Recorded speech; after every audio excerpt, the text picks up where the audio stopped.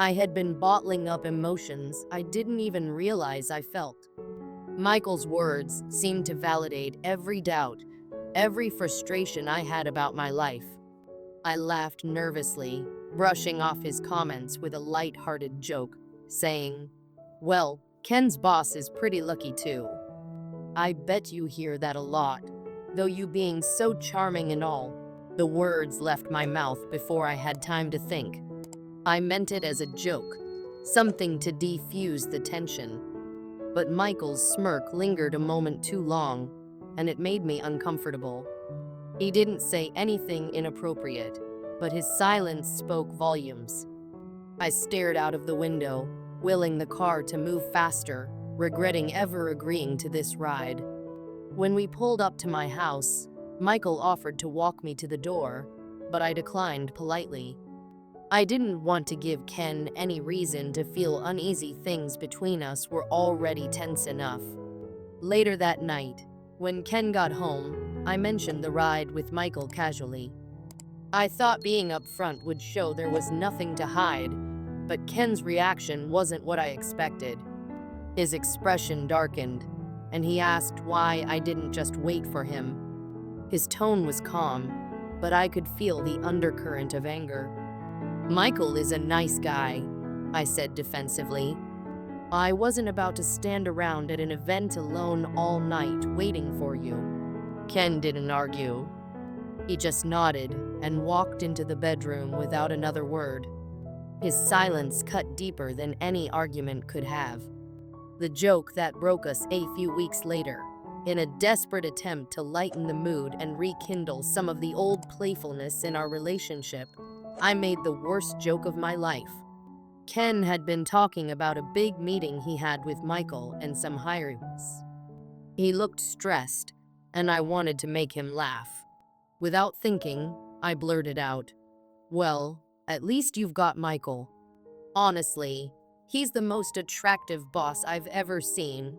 What's it like working for someone so dreamy?" The second the words left my mouth, I regretted them.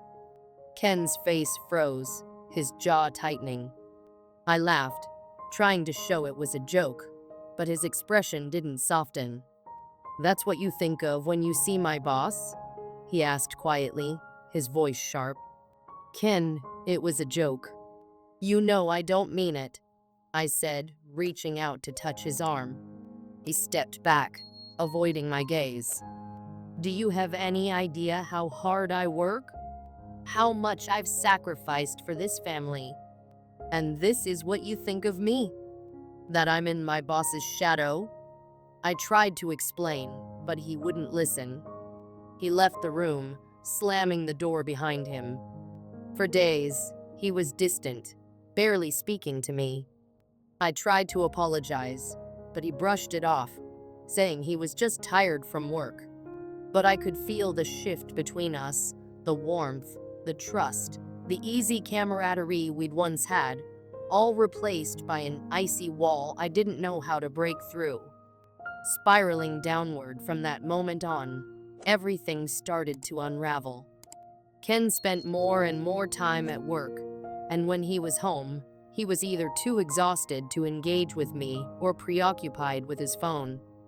I started to wonder if he was pulling away because of what I said, or if there was something else going on. The late nights, the secretive behavior, the way he'd stiffen when I entered his home office, it all seemed too suspicious to ignore. I became consumed by paranoia. I went through his phone one night while he was asleep, searching for anything that might confirm my fears.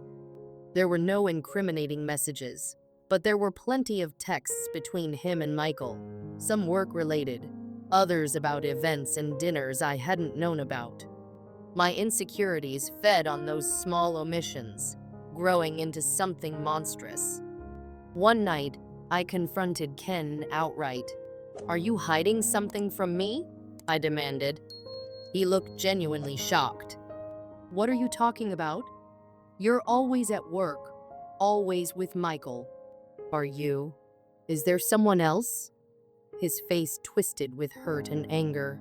"Someone else? Anna." Are you serious?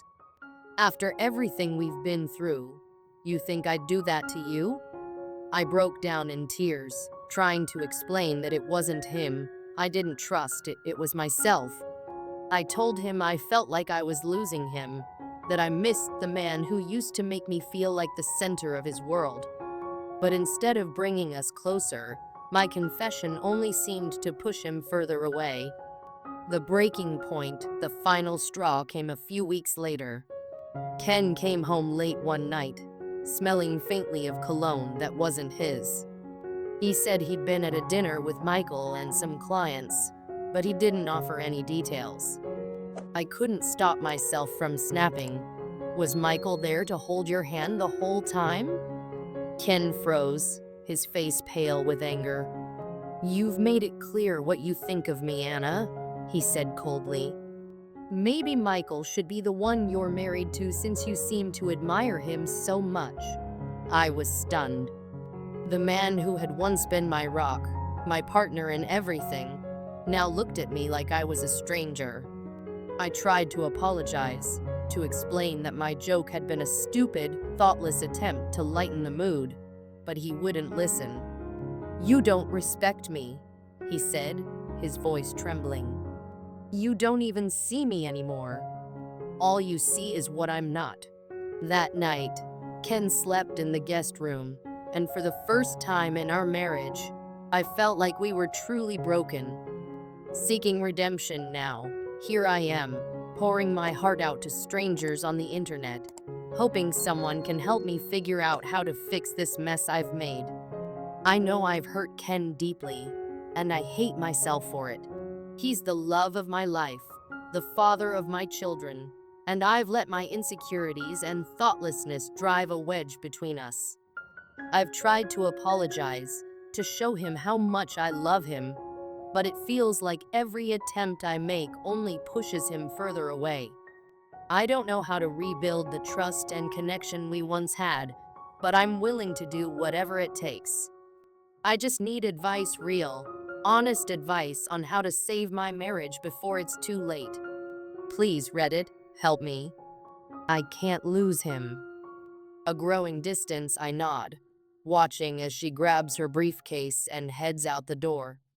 The unease from last night creeps back, like an uninvited guest I can't quite shake.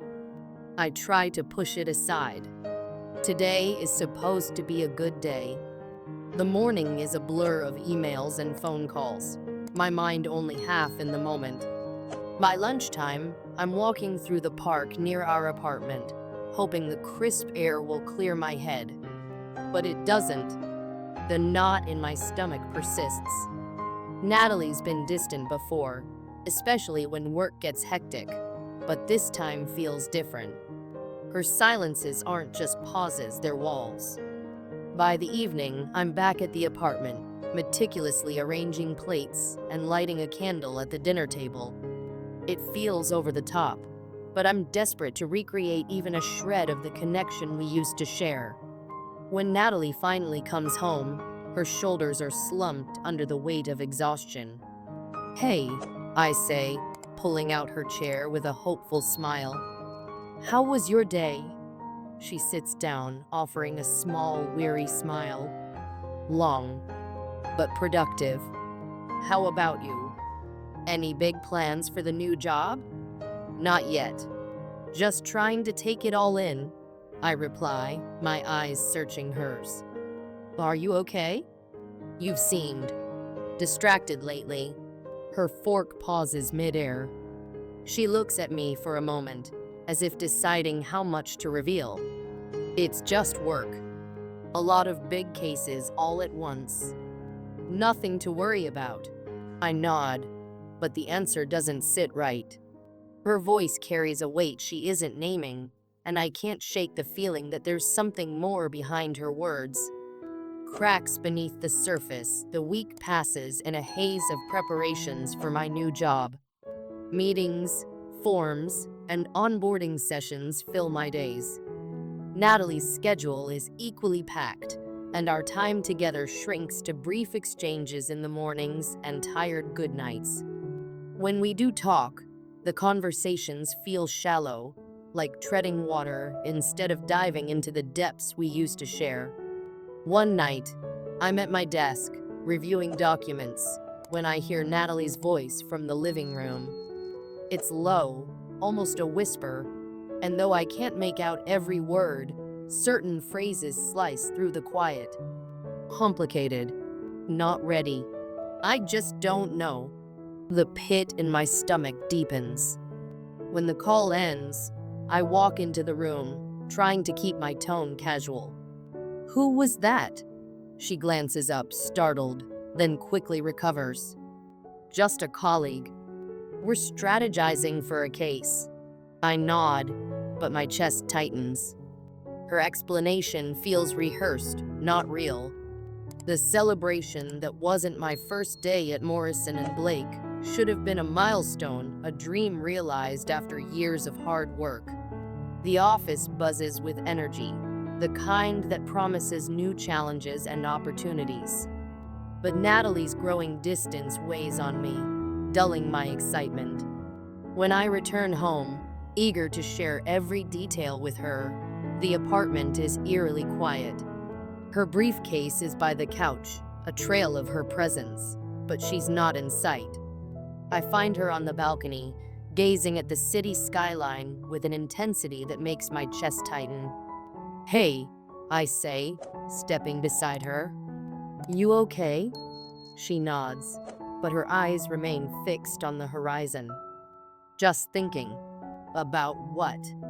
There's a long pause before she speaks. About us.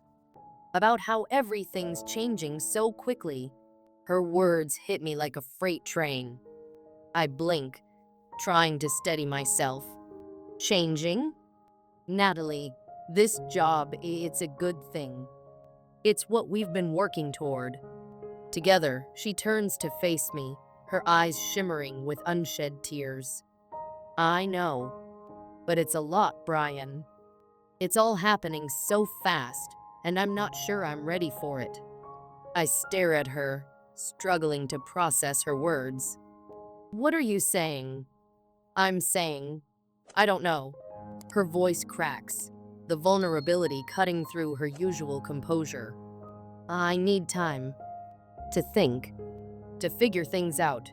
The celebration I'd envisioned, the laughter, the shared pride feels like a distant memory. As I stand there, the city lights twinkling around us, the future we'd planned together suddenly feels uncertain, like a fragile thread unraveling with each passing second. Searching for answers over the next few days, I throw myself into work, hoping the distraction will numb the ache in my chest. But every quiet moment pulls me back to that conversation, to the look in Natalie's eyes that night. She continues to come and go, her routine seemingly unchanged. But I notice the subtle shifts. The longer hours at work, the late night phone calls, the way she avoids my gaze when we're in the same room. One evening, as I'm tidying up the kitchen, I notice her phone buzzing on the counter. The name on the screen isn't familiar, but the message preview catches my eye. We need to talk. I can't keep waiting. I step back, my heart pounding. The pieces I've been trying to ignore start falling into place, forming a picture I don't want to see. A breaking point, it's a week later when everything comes to a head. I come home to find Natalie sitting on the couch, her hands clasped tightly in her lap. She looks up as I enter, her face a mixture of determination and sadness. Brian, she begins, her voice steady but strained. We need to talk. I sit down across from her, bracing myself. What's going on, Natalie? Just tell me. She exhales slowly, as if gathering her thoughts. I've been feeling disconnected. From you, from us.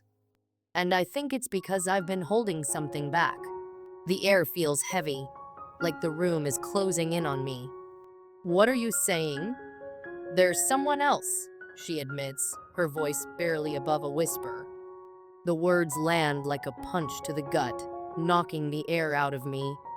I stare at her, waiting for her to take it back, to say it's not what I think. But she doesn't. How long? I manage to ask, my voice shaking. A few months, she says, her eyes glistening with tears. It wasn't supposed to happen, Brian. I never meant to hurt you. The room spins. Every memory, every moment we shared feels tainted. Why? The question escapes me, raw and desperate. I don't know, she says, her voice breaking. I've been lost, confused. And he was there when I felt like I couldn't breathe. The silence that follows is deafening. I stand, unable to sit still any longer. I gave you everything, Natalie. I thought we were building a life together. Was any of it real? Her sobs fill the space between us, but I can't bring myself to comfort her. I leave the apartment, the cold night air stinging my skin, and walk aimlessly, trying to make sense of a world that's suddenly fallen apart. A new chapter. The days that follow are a blur of anger, heartbreak, and questions with no answers. Natalie moves out, leaving behind an apartment filled with echoes of what once was. At work, I throw myself into projects, finding solace in the structure and purpose they provide. My colleagues become an unexpected support system, their camaraderie, a reminder that life goes on, even in the face of heartbreak. Months later, I stand on the same balcony where Natalie and I had that fateful conversation. The city skyline stretches out before me, unchanged, but I feel different, stronger, more certain of who I am and what I deserve. Life doesn't always go as planned, but sometimes the detours lead to places you never expected, places where healing and growth can begin. And as I step back inside, ready to face whatever comes next, I realize that the future is mine to shape, one step at a time.